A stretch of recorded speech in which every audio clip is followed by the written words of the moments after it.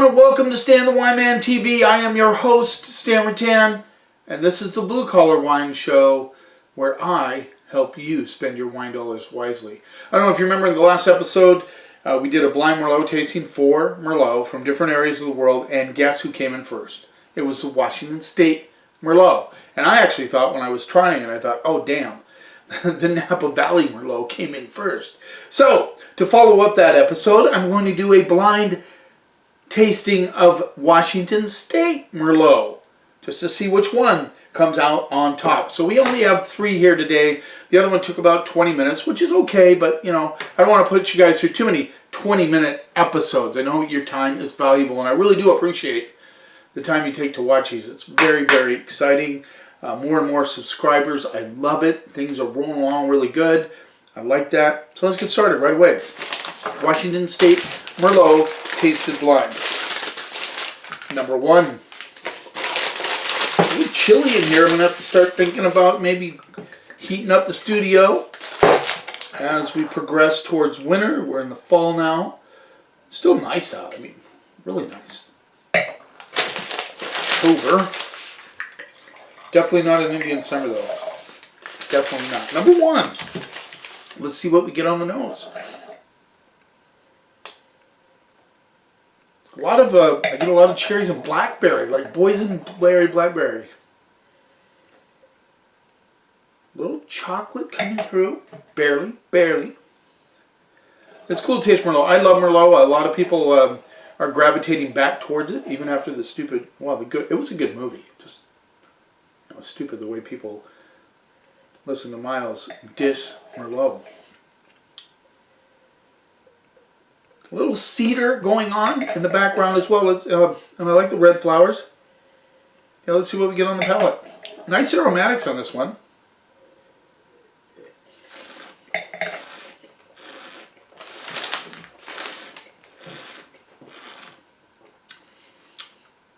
Kind of gritty tannins. I mean, in a good way. Nice cherry, blackberry notes coming through. Really good dark cherry. I like the flow on this one. And it's a little edgy, which I like. It seems like it might have a little bit of spice, and the chocolate notes lie underneath front to finish. I like that.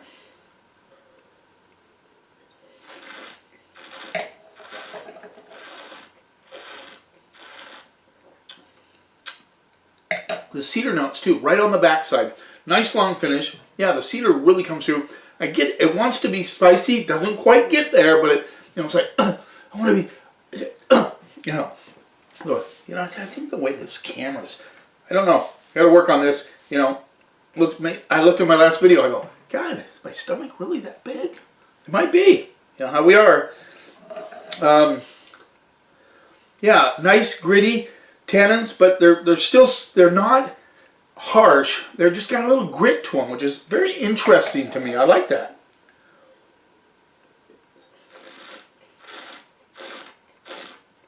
Red flower notes come through, just a touch of licorice.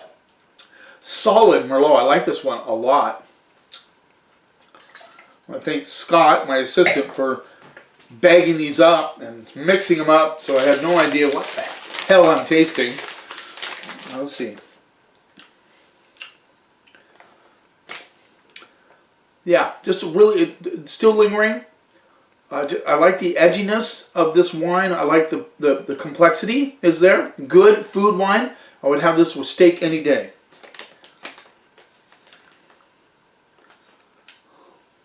Okay, there you go. Good wine. Nice start. Number 2. Number 2. There you go, guys. Yeah, some of my pick of the year last year, I do a little article called the Top 40 Under $20 Wine, and the number 1 wine of the year was a Fronsac, which is the right bank of Bordeaux. And in Fronsac, they're almost primarily all Merlot. So, really good. 15 and 16 out of Bordeaux are really good. In fact, I'm excited to try the 16 of this Chateau Hochat Fronsac out of the right bank of Bordeaux. Ooh, this one. Now talk about dark cherries and a little bit of currant action, like super ripe currants. I mean, like really ripe. You know, like really close to rotting ripe.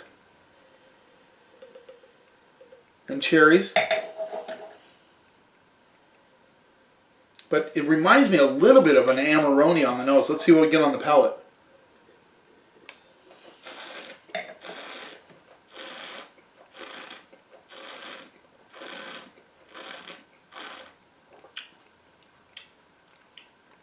I mean, this is like ripe currants all day. It reminds me so much, a lot of an Amarone. And if for those of you who have had Amarone, you know exactly what I'm talking about.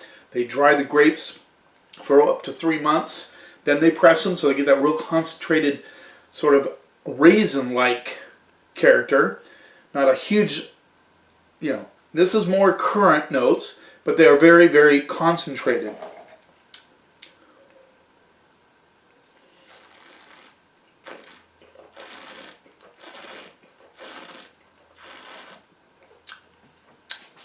A little bit of chocolate coming through.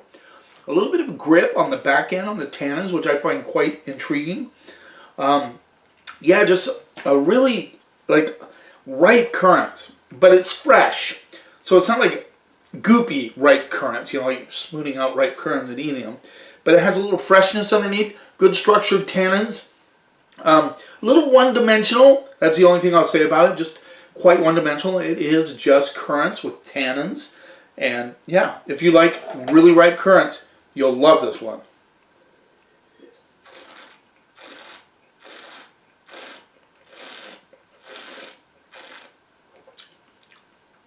I do get a slight kiss of cedar underneath and on the back end. So there's some complexity, not nearly as complex as the first one. I think a lot of people would like this one because of that ripe currant thing. And it does have good tannic structure, but I just think it's a little one-dimensional. You get a little bit of cedar, but mostly a little bit tiny hit of chocolate, but mostly ripe currant.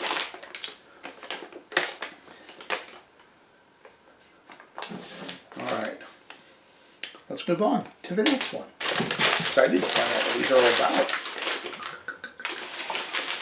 about. Curious how the mind of my assistant works, bagging these up. I gave him several choices, so I said just pick 3 of them.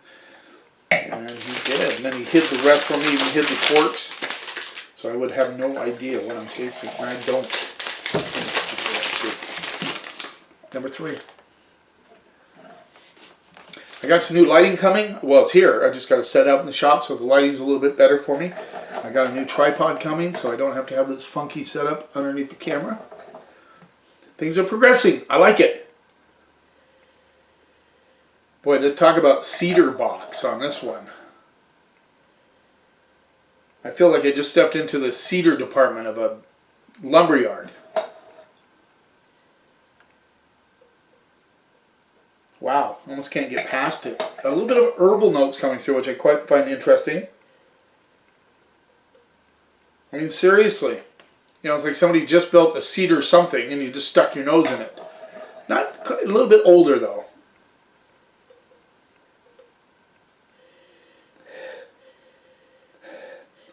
I'm trying to get past the cedar. It's crazy.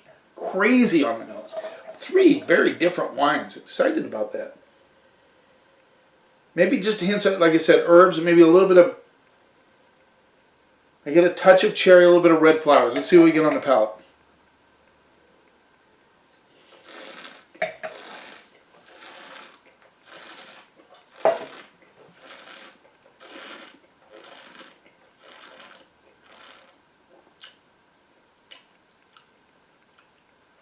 Wow, quite an interesting Merlot.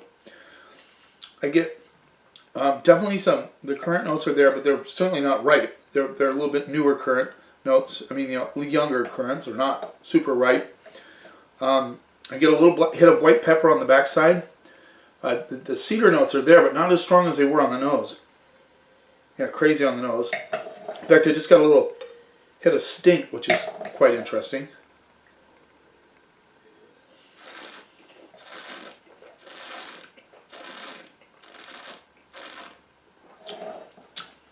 A lot of red flowers on this one.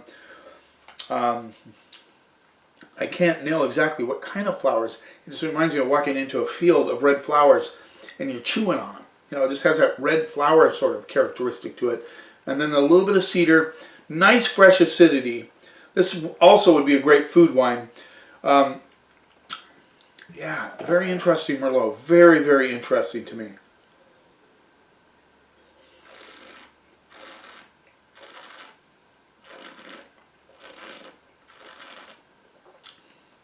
A lot of red fruits. Almost a little cranberry component coming through. Not in a tart way. Just a cranberry flavor coming through. And at the end, you get this kind of dark, savory finish. Not quite tobacco. A little bit of that herbal component coming through, like those dried herbs I was telling you about on the nose.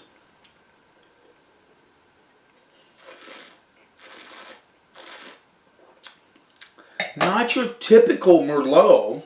This actually reminds me a little bit of a right bank Bordeaux. It has minerality coming through.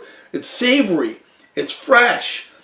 I think this thing will age. This Merlot will age.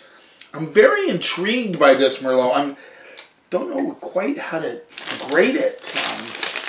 I think it has aging potential. I think it's lighter than the other two by far, but that doesn't hold back. It has good structure, good acidity. The tannins are there.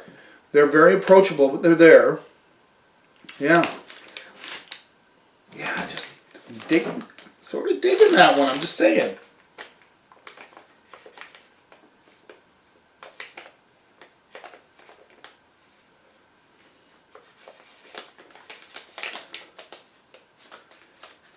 Okay, kind of had to hedge a little bit there. So, all very good. Nothing wrong with any of them. None of them were funky. They were all solid wines, so let's see how they turned out. So let's see. This would be last place, this would be second to the last, and this would be first. So, in last place with a B-, which is a great grade. Trust me, I don't give out B-minuses. This is one that had a lot of currant notes. I thought a lot of people would like it. I didn't think it was a flaw. I just think it was a little bit one-dimensional. Had a couple of things coming through, but I thought it was a good wine. It just was a little bit one-dimensional. That was my only thing about it. So, for the B-, oh, this is the, well, he's changing now. This is the Vineyard Collection Substance Wines. This is a Charles Smith wine, 2014 Merlot. So, 2014 was a good vintage.